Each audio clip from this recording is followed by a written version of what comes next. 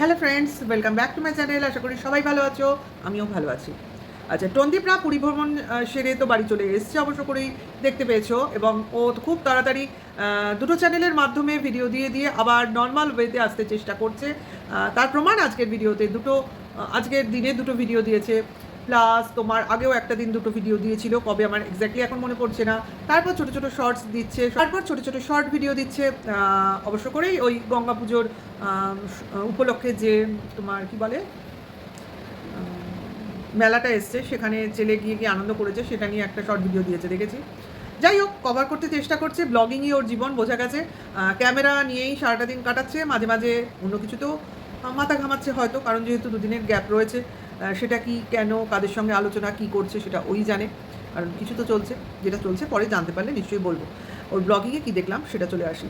আচ্ছা, মায়ের রান্নাবান্না যথারীতি চলছে, নিরামিষ খাওয়া চলছে। মাঝখানে একদিন বাইরে থেকে ঘুরে আসার পর একদিনই আমিষ রান্না দেখলাম, সেটা হলো মাছের ডিমের ঝোল। আচ্ছা, আর বাদবাকি নিরামিষ। হ্যাঁ, নিরামিষ খেতে খুব ভালো লাগে টন্দীপের কথা মতো, কারণ নিরামিষ রান্নাগুলো বেশি টেস্টি হয়। আর মাছ খেতে খেতে মুখে চড়া পড়ে গেছে, মানে রুই মাছ, কাতলা মাছ এগুলো খাওয়া যায় না, অন্য কোনো মাছ পাওয়া যায় না, কাজেই মাছ বাদ। এদিকে ছেলেটার যে মাছের দরকার, বাচ্চাটার যে পুষ্টির দরকার, মাছ না পাওয়া যাক, একটু চিকেন এনে বাচ্চাটাকে দিই, ওগুলো কোনো ম্যাটারই না। কি তাকে একটা আলাদা করে ডিম সিদ্ধ দিই ভাতের সঙ্গে, ওগুলো কোনো প্রয়োজনই। সে আসার দিন ডিমের ঝোল হয়েছিল, সেটা আমরা দেখেছি। যে রোজই বাচ্চাটাকে ডিম করে দিই, মাছ না থাকলে সেটার কোনো ব্যাপার নেই। মানে বাচ্চাটা যেন মাটির সঙ্গে মাটি খেয়ে বড় হবে, এরকম ব্যাপার। বাচ্চাটার আলাদা পুষ্টির দরকার নেই। এদিকে আমার আছে 14 আনা ফুটানি, মানে আমি দামি দামি জিনিস, দামি দামি ফার্নিচার, দামি দামি গিফটস, ঘর সাজাবো, অমুক করবো, হাল ফ্যাশনের জিনিস কিনবো, সেই ব্যাপারে আমি আপ টু ডেট। আর খাওয়া দাওয়ায় ছেলের পুষ্টির ক্ষেত্রে ছেলে মাটির সঙ্গে কথা বলবে, চাষার ছেলে চাষার মতো বড় হবে, তার অত যত্নের কী আছে, তার অত পুষ্টির কী আছে। শুধু লোক দেখানি, একদিন টেংরির জুস, তো একদিন তোমার ডিম, তো একদিন ফল। এখন তো ফলের রসও দেখতে পাই না। তোমরা কি দেখতে পেয়েছো? মুসাম্বির রস দেখছো এখন? আমরা তো দেখতে পাচ্ছি না। হ্যাঁ, তাহলে বলবে এখন গরমকাল মুসাম্বি কই? সারা বছর মুসাম্বি পাওয়া যায়, সারা বছর পাওয়া যায়, তাহলে সেটা দেবো। অথবা যেটা ফল খাওয়াবার সেটা খাওয়াবো। বাচ্চার ফুডিং কখনো দেখানো হয় না, অথচ বলা হয় ওই ফ্যামিলিটা নাকি আদর্শ ফ্যামিলি একটা বাচ্চা বেড়ে ওঠার জন্য। ওদের কথা বলে বলছি না, ওই মা ছেলে বাবার কথা বলে বলছি না, বলছি শুধুমাত্র বাচ্চাটার কথা ভেবে, যে ওই ফ্যামিলি নাকি আদর্শ ফ্যামিলি। যে ফ্যামিলিতে কুটকাচালি হয়, যে ফ্যামিলিতে বাচ্চার পুষ্টির খেয়াল নেওয়া হয় না, যে ফ্যামিলিতে কন্ট্রোভার্সি ক্রিয়েটারদের সাদরে দিদি রূপে আমন্ত্রণ জানানো হয়, যে ফ্যামিলিতে গিফটসকেই প্রাধান্য দেওয়া হয় এবং সেটা দামি হলে তবেই তার সমাদর থাকে, কম দামি গিফটস হলে সেই ভিউয়ার্সদের নামও উল্লেখ করা হয় না, ইত্যাদি ইত্যাদি। আর কত বলবো। আর যে ফ্যামিলিতে পুরো বাড়িটাই সাজানো হয়েছে ভিক্ষার দানে, সে ভিউয়ার্সদেরই হোক বা তার নিজের দিদির দেওয়া জিনিসেই হোক, টন্দীপের নিজের কেনা জিনিস কি আছে ওখানে? কোনটা নিজের কেনা? যদি বা কিছু থাকে সেটা খুঁজতে হবে, আতশ কাজ দিয়ে খুঁজতে হবে। তার সত্যতা কে বলবে? কোনটা নিজের পয়সায় নিজের উপার্জনের টাকায় কিনেছে? যাই হোক, চলে আসি বাবার কথায়। আগের দিন বাবাকে বলেছিল যে নতুন যে ওদের ড্রয়িং রুমটা তৈরি হয়েছে, সেখানে আজকে তোমরা দেখতে পেয়েছো সোফা, দিদির সোফাটার স্থান হয়েছে, ঠিক আছে।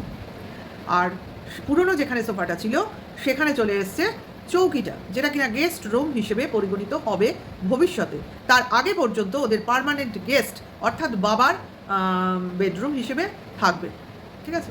তখন আমি বলেছিলাম, তাহলে কি বাবার এতদিন ধরে এই বাড়িতে শোয়ার পারমিশন ছিল না, তাই সেই ভাঙা বাড়িতেই পড়ে থাকতো?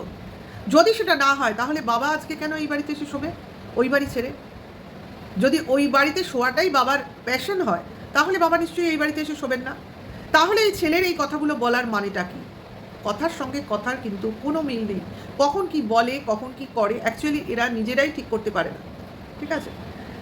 এরপরে যে কথাটা না বললেই নয়, যেটা আমি এখন উত্থাপন করতে চলেছি, সেটা হলো, আমরা যখন পুরীতে ওরা গেল, দেখলাম ওরা একটা রুমই বুক করেছিল, দেখেছো নিশ্চয়ই সবাই। তার সঙ্গে একটা ড্রয়িং ডাইনিং ছিল, সেখানে একটা সোফা ছিল, টিভি ছিল, আর একটু কিচেন এরিয়া ছিল, যেটা কিনা রান্নাবান্না করে খাওয়া যায়, বা একটা টয়লেট, এই তো থাকে, এরকমই ছিল। একটা তোমার ওয়ান রুম ফ্ল্যাটের মতো অ্যাপার্টমেন্ট টাইপের, হোমস্টে টাইপের ব্যাপার ছিল। এখানে রান্নাবান্না করে খাওয়া যায়, বাচ্চা নিয়ে গেলে এরকম ধরনের অ্যাপার্টমেন্ট খুব কাজে লাগে। তাহলে বেডরুম হিসেবে একটা রুমই ছিল, কিন্তু আমি কিন্তু খুব প্রথম থেকে বলছি, তোমরা মন দিয়ে শুনো। এবং সেই রুমে ওরা 4 জন পূর্ণবয়স্ক লোক আর একটা বাচ্চা, 5 জন টোটাল শুয়েছিল। এবং 2টো খাট ছিল, একটা খাটে টন্দীপ বাচ্চা সহ তার মাকে নিয়ে শুয়েছিল, আরেকটা খাটে টন্দীপের বাবা এবং সেই ভাগনা, যে ভাইপো বোধহয় সঙ্গে গেছিল, সে শুয়েছিল, যাকে ভাইপো বলে আর কি, যে ড্রাইভার হিসেবে গেছিল, সে শুয়েছিল। ঠিক আছে, এইবার তোমরা নিশ্চয়ই লক্ষ্য করেছো ওই ঘরটাতে এসি আছে, খুব ভালোভাবে দেখিয়েছে, ভোল্টাসের এসি, খুব ভালো ঠান্ডা হয়, শুনেছো নিশ্চয়ই। আচ্ছা, এরপরে যে কথাটা বলছি সেটাও মন দিয়ে শোনো। ওটা এসি রুম ছিল, সারা দিন রাত ওই ঘরে এসি চলেছে, প্রায় কম বেশি, হয়তো সামান্য বন্ধ হয়েছে। এবং সেই রুমে তার বাবাও ঠাঁই পেয়েছিল। ঠিক আছে, এবং ওই ঠান্ডা, অর্থাৎ এসি রুম ঠান্ডাই হবে, সেই রুমেই বাবা রাতে দিনে যখন শুয়েছেন বা ঘুমিয়েছেন সেটা সময় কাটিয়েছেন ওই একই রুমে। মাইন্ড ইট, মনে করে দেখো। ঠিক আছে, আমি পয়েন্টস বাই পয়েন্টস কথাগুলো বলবো, জানি না কোথায় কে কতটা কিভাবে নেবে, কিন্তু আমার এটা বলা দরকার। কি অন্যায় হচ্ছে বাস্তবে সেটা সবার সামনে আসা দরকার। তাহলে ভদ্রলোক ওরা ওখানে গেছে, ধরে নেব সোমবার গিয়ে পৌঁছেছে, তাহলে সোমবার রাত, মঙ্গলবার রাত, বুধবার রাত, ঠিক আছে, 3 রাত্রি ওখানে ছিল। এবং বৃহস্পতিবার রাত্রি 11:30টায় যাবার কলকাতার উদ্দেশ্যে যাত্রা শুরু করেছিল, তার মানে বৃহস্পতিবার রাত্রিরে ছিল না। এবং রবিবারও জার্নি সকালে করেছিল, তার জন্য রবিবার রাতের কথাও এখানে আসছে না। অর্থাৎ 3 রাত্রি ওই এসি রুমে টন্দীপের বাবা রাত কাটিয়েছে, বা দুপুরেও যেদিন যেদিন দুপুরে ছিল সেদিন সেদিন দুপুরে থেকেছে। ঠিক আছে, তাহলে তার তো সেই সময় সেই ঠান্ডা রুমে ঘুম এসেছে, ঘুমিয়েছেন, বিশ্রাম নিয়েছেন, সময় কাটিয়েছেন। আশা করি ক্লিয়ার করতে পারলাম। এবার চলে আসি ওদের পৈতৃক বাসভবনে, সেখানে যেটা এসি রুম, সেই রুমে তার মা এবং বাচ্চাটা শোয়। টন্দীপ যখন যখন তার গরম লাগে মাটিতে একটা কার্পেট পেতে সেখানে শোয়। ক্লিয়ার? এবার বাবার শোয়ার ব্যাপারটা যখনই আসে, যে বাবার কি গরম লাগে না, তখনই টন্দীপ বলেছে যে বাবার ঠান্ডা লাগে, বাবার গরম লাগে না, বাবা এমনকি পাখা বন্ধ করেও ঘুমাতে পারে, বাবার এতটুকুও কষ্ট হয় না। তারপরে এইটুকু অবধি তো ঠিক ছিল। আজকের ভিডিওতে বলেছে বাবা একটু এসে এসি রুমে বসেছিল, কিন্তু তারপরেই ঘর থেকে বেরিয়ে গেছে, কারণ বাবার ঠান্ডা সহ্য হয় না। খেয়াল করো কথাগুলো, প্রতিটা খেয়াল করো বলেছে। তাহলে এইবারই আমার প্রশ্ন আসে, আজকে এতগুলো বছর ধরে যবে থেকে এসি লাগিয়েছে, অন্তত 2 বছর তো হবেই, ততগুলো বছর তার বাবা এসিতে থাকেনি। যতদিন বউ ছিল থাকার প্রশ্নও নয়। তার বউ যদি নির্লজ্জ হয়, উনি তো আর নির্লজ্জ হবেন না, সেটাই উনি ওনার চরিত্রের বৈশিষ্ট্য, সেটা উনি বুঝিয়ে দিয়েছেন। কিন্তু এখন যখন সবাই এক রুমে থাকছে, বউ নেই, সেখানে উনি এখনও এখানে এসে থাকেন না, এবং উল্টে তাকে বলা হয় তিনি নাকি ঠান্ডা সহ্য করতে পারেন না। তাহলে এখানেই আমার প্রশ্ন, তাহলে পুরীতে উনি কি করে ওই এসি রুমে 3টি রাত এবং বাকি যে কদিন রুমে বাইরে যাননি দুপুরে কাটিয়েছেন ওই এসি রুমে, কী করে কাটিয়েছেন? ঘুমোতে দেখেছেন, সকালে ঘুমোচ্ছিলেন কম্বল মুড়ি দিয়ে, আমরা দেখেছি। কারণ এসি রুমে থাকলে হালকা কম্বল সবার লাগে, সবাই আমাদের মাথার কাছে রেখে দিতে হয় এসি চালালে কম্বল। তার মানে সারা রাতি সারাদিন এসি চলেছিল, এবং উনি কম্বল, প্রত্যেকেই কম্বল গায়ে দিয়েই শুয়েছিল। তাহলে অন্যান্য দিন বাড়িতে এসি থাকা সত্ত্বেও সেই রুমে ওই ভদ্রলোকের স্থান হয় না কেন? এটা কে বলবে? কে প্রশ্ন করবে এই অপদার্থ ছেলেটাকে আর অপদার্থ মাকে, যে তার স্বামী কেন ওইরমভাবে একটা পরিত্যক্ত বাড়িতে গরমে নোংরার মধ্যে পড়ে দিন রাত সময় কাটান? এই বাড়িতে উনি মাঝে মধ্যে ছাড়া তাকে দেখা যায় না। তাহলে এখানেই আমি বলবো, ওই যে ঘরে রাত কাটিয়েছিলেন পুরীতে, সেখানে ওই ভাইপোও সঙ্গে ছিল। কে বলতে পারে ভাইপোর সামনেই কোনো অকওয়ার্ড পজিশন যাতে না আসে, তার জন্য এই ব্যবস্থাটা উনি মেনে নিয়েছিলেন। হয়তো এক রুমে থাকতে রাজি হয়েছিলেন ওই ভাইপোর জন্য। আজকে যখন বাড়িতে আর চতুর্থ কোনো ব্যক্তি নেই, তখন উনি আবার ওনার নিজস্ব পজিশনে চলে গেছেন। বউয়ের সঙ্গে রুম শেয়ার করেন না, কারণ তাকে করতে দেওয়া হয় না। আজকে আমরা টন্দীপকে দোষ দিতে পারি না। একটা ছেলে একটা ছেলে তার বাবাকে কতটা সম্মান করবে বা একটা মেয়ে তার বাবাকে কতটা সম্মান করবে সেটা সে কোথা থেকে শিখবে জানো? সেটা সে শিখবে তার মার কাছ থেকে। সে দেখবে তার মা তার বাবার সঙ্গে কীরকম ব্যবহার করে, সেই ব্যবহার থেকেই তার বাচ্চাটার বাবার প্রতি সম্মান বাড়ে বা কমে। সে যদি দেখে তার মা বাবাকে নেগলেক্ট করছে, তাহলে সেই বাচ্চাটিও তার বাবাকে নেগলেক্ট করতেই শিখবে। এটাই কিন্তু বাস্তব, এটাই কিন্তু ধ্রুব সত্য। কারণ মাই তার বাচ্চাকে শিক্ষা দেয় তার বাবাকে সম্মান করার জন্য।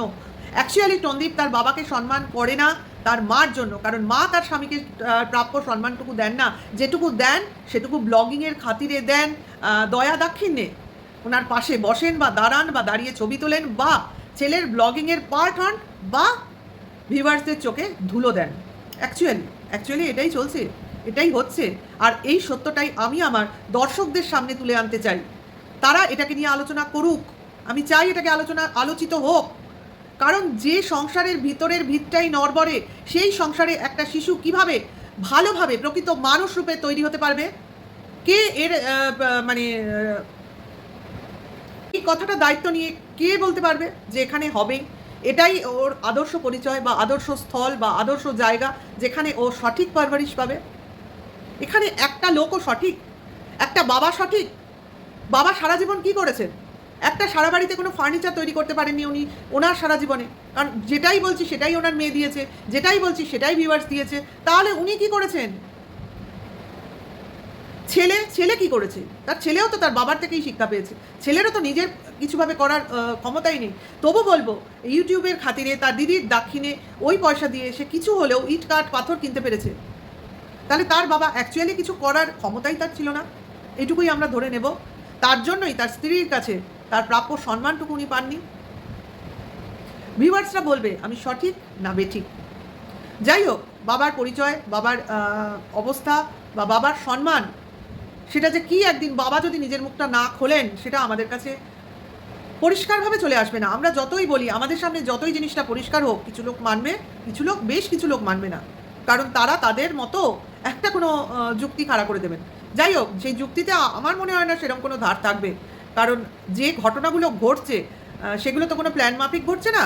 সেই জন্যই তারা যখন ঘটাচ্ছে বুঝতে পারছে না যে পরবর্তী প্রতিক্রিয়াটা কী আসবে বা কী হতে পারে। হয়তো এইভাবে যে জিনিসটা সামনে চলে আসবে সেটা টন্দীপও কল্পনা করতে পারেনি। তাহলে হয়তো এই পুরী ভ্রমণটা নাও করতো, হয়তো বাবাকে নিয়ে যেত না, হতেও পারে। যাই হোক, বাবা বাবার কাজ করছেন, ছেলে ছেলের কাজ করছে, ছেলের মা ছেলের কাজ করছে। অ্যাকচুয়ালি বাচ্চাটা এখানে একদম অবহেলিত হচ্ছে না, তার সঠিকভাবে খাওয়া হচ্ছে না, তার সঠিক তথ্য হচ্ছে। সে জাস্ট এলেবেলে সবার মধ্যিখানে বেড়ে উঠছে। হ্যাঁ, 8-9 মাসে বেড়েই তো উঠেছে, আর কি হয়েছে বলো?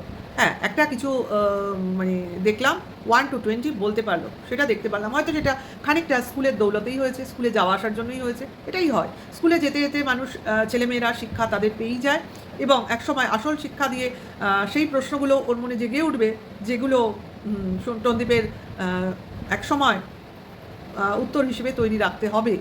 যাই হোক, এবং শুধু উত্তর বললেই তো হবে না, প্রমাণগুলো সব পরপর রাখতে হবে। ইউটিউবের পর্দায় অনেক কিছু রয়েছে, সব কিছু সামনে চলে আসবে। সবাই তো সব কিছু প্রাইভেট করে দেবে না, তখনের জন্য অনেক কিছু ওয়েট করে থাকবে। যাই হোক, আরেকটা কথা মনে হলো এখানে বলি।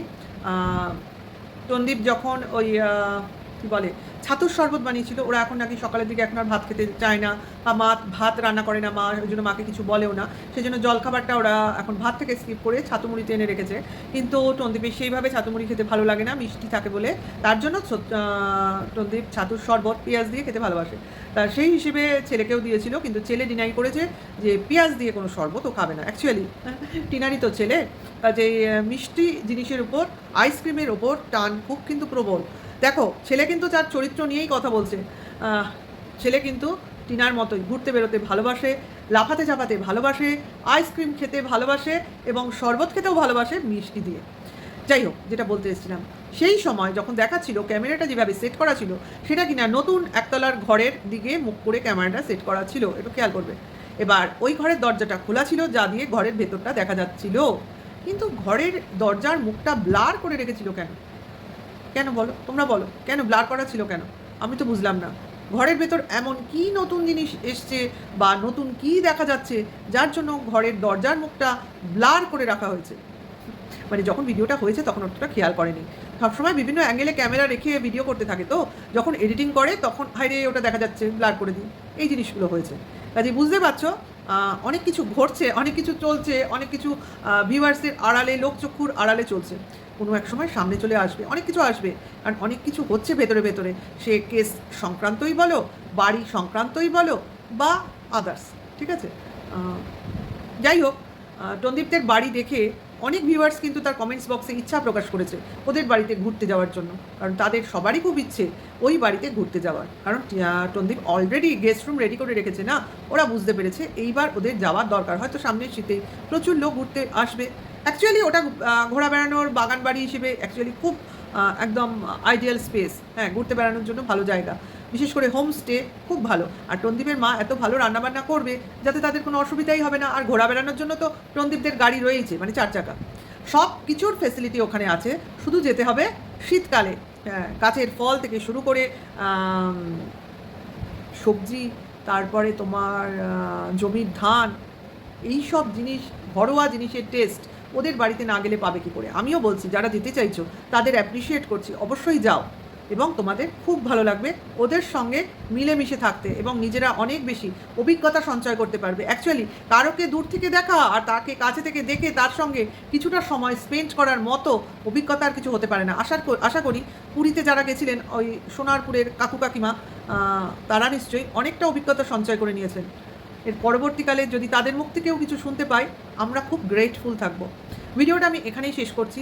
আশা করি আবার একটা নতুন কোনো ভিডিওর সাথে খুব তাড়াতাড়ি তোমাদের সঙ্গে দেখা হবে। ভালো লাগলে লাইক, কমেন্ট, শেয়ার করো। নেক্সট ভিডিও ওয়েট করো। টাটা, বাই।